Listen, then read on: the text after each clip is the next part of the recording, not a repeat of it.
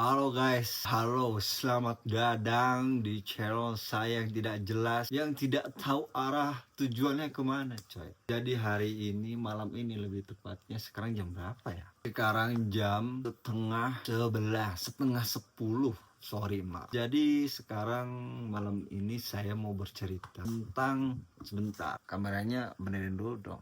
Tentang kenapa sih saya bisa kerja di Taiwan, kenapa saya kok bisa gitu ada di Taiwan. Nanti dulu begini ceritanya coy, tapi saya tidak sendiri, saya ditemani abang Koleang. Ini namanya Koleang coy. Ini tuh sedikit promosi sedikit, walaupun saya tidak di endorse. Nah jadi ini tuh biasanya kenapa apa sih jadi minuman ini tuh wangi coy, kalau diminum tuh wanginya wangi enak lah gitu. Mari kita buka dulu ya. Dulu kalau di kita tuh mungkin ciu lah ya, karena ini wadidadadau 58% alkoholnya coy, tinggi sekali. Saya sudah menyiapkan es batu, tuang sedikit saja, nanti saya mabok nggak bisa pulang saya. Wangi ini coy, benar serius wangi. Tapi jika anda masih di usia 18 tahun ke bawah jangan. Itu apa kok bisa disensor itu ya. Jadi hari ini malam ini saya mau cerita kenapa sih saya bisa bekerja di Taiwan. Sebentar, saya mau cari asbak dulu. Jadi awalnya itu saya bisa ke Taiwan itu sebenarnya nggak sengaja. Pas waktu itu saya bekerja di Longland Indonesia yang kapalnya wadidididau dau dau. Nah, terus orang-orang di sana itu sering bilang nanti ke Taiwan aja, nanti ke Taiwan aja. Di sana saya mikir emang ada apa sih di Taiwan ya kan? Emang ada apa sih, kenapa sih orang-orang pada ngomongin Taiwan, Taiwan, Taiwan, Taiwan ya kan?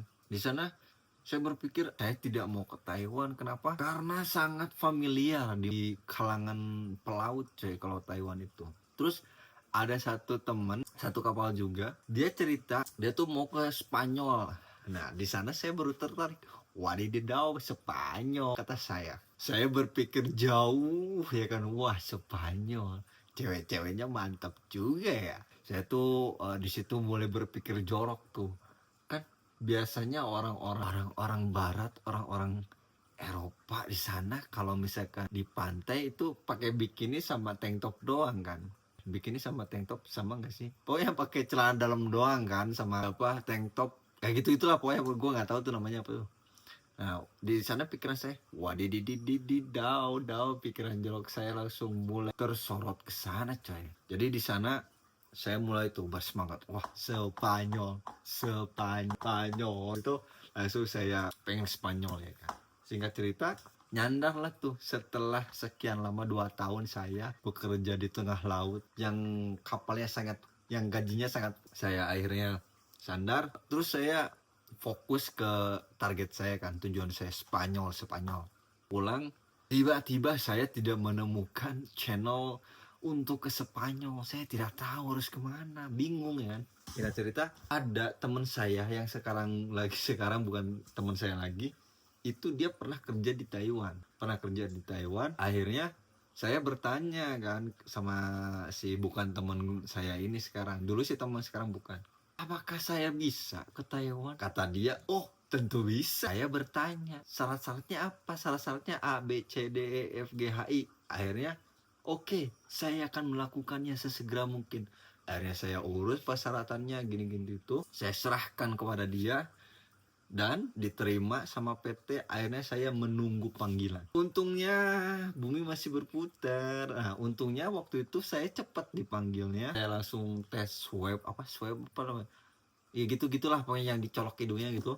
Nah, singkat cerita, berangkatlah saya ke Taiwan katanya. Taiwan. Sebenarnya saya tidak terlalu apa seneng sih ke Taiwan, karena saya pengennya tuh ke barat gitu, ke daerah barat, ke Eropa gitu kan.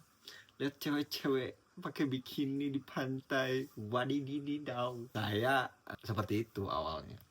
Cuma ya udahlah, mungkin rezekinya di Taiwan, jadi saya ke Taiwan. Terus setelah di Taiwan, wah lama tuh nunggunya tuh. Dari bandara tuh sekitar, saya berangkat subuh, maksudnya dari PT ke bandara saya berangkat subuh, terus berangkat kesininya itu sekitar jam 10 jam 11 siangan lah. Wah lama banget lah pokoknya. Apalagi pas kesininya kan kayak kalau nggak salah sih ya 4 jaman lah dari Indonesia ke Taiwan, kalau nggak salah ya. Kalau saya salah ya maaf. Terus saya datang, saya nyampe di Taiwan, seneng dong. Wadidididau dau Taiwan coy. Saya tidak menyangka akan ke Taiwan. Saya tahu Taiwan dari pelampung ada di kapal Longland saya waktu saya bekerja di Indonesia. Singkat cerita saya nyampe lah di Taiwan ya kan. Saya dibungkus rapih banget, sumpah, dari mulai jas hujan dipakein, terus buat kepala, sarung tangan sama sepatu, buset dah udah kayak paket bener pas zaman corona itu. Saya dijemput sama agent, terus saya disuruh naik bis berangkat tuh. Saya sih kurang tahu ya itu letaknya di mana, soalnya baru pertama juga kan, mungkin di Taipei, mungkin saya bandara Taipei. Akhirnya saya ke Kaohsiung. Waktu itu saya targetnya kotanya di Kaohsiung, jadi jarak dari bandara ke Kaohsiung itu lumayan jauh, sekitar berapa jam ya waktu itu, 4 jam 5 jam mungkin ya, saya lupa itu. Saya udah capek ya kan, lelah sekali, tidak nyampe kata saya. Tapi untungnya saya tidak langsung bekerja, saya digiring dulu ke hotel ya kan, untuk karantina selama 2 minggu. Wih, pelayanannya oke banget. Kita disediain hotel, 1 orang 1 kamar, terus makan disediain. Wah, pokoknya enak banget dah pokoknya. Wah, di sana saya sangat menikmati karena makan tidur sudah digaji. Makan tidur saja saya digaji. Singkat cerita, saya keluar dari hotel, dari karantina, terus saya bekerja.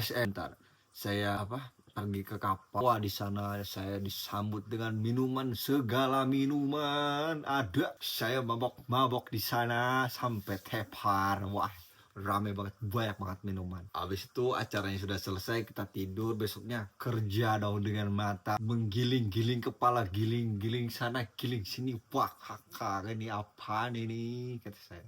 Oh iya, di perjalanan saya lupa. Di perjalanan itu saya bingung sebenarnya. Yang jadi kebingungan saya itu pas pertama ke Taiwan itu, kok motornya sama semua, kata saya. Motornya Matic semua cuy. Kalau misalkan kalian kesini, motornya Matic semua. Motornya itu mereknya Kimco. Terus yang jadi anehnya lagi, semuanya itu ditaruhnya di pinggir-pinggir gedung motor. Wah, motor semua tuh, motor satu gedung, motor lagi, gedung lagi, motor. Wah, banyak banget. Terus saya pikir kalau di negara kita tercinta Indonesia pasti sudah habis itu motor diambil. Tapi di sini ternyata tidak. Akhirnya saya bekerja dan sudahlah, bekerja terus berangkat. Ya gitulah, mungkin segitu aja lah sampai di sana. Tapi kalau mau lanjut sih boleh ya, boleh, karena saya belum menceritakan sistem kerjanya. Mungkin di lain waktu lah. Sama ini sudah malam cuy, jadi jangan lupa kalau kalian ingin mendengarkan bagaimana bekerja di kapal Cumi Samba Taiwan, boleh dong di komen, di like, di subscribe. Di segitu aja. Thank you banget sudah nonton. Sampai bertemu di video gua berikutnya. Bye bye.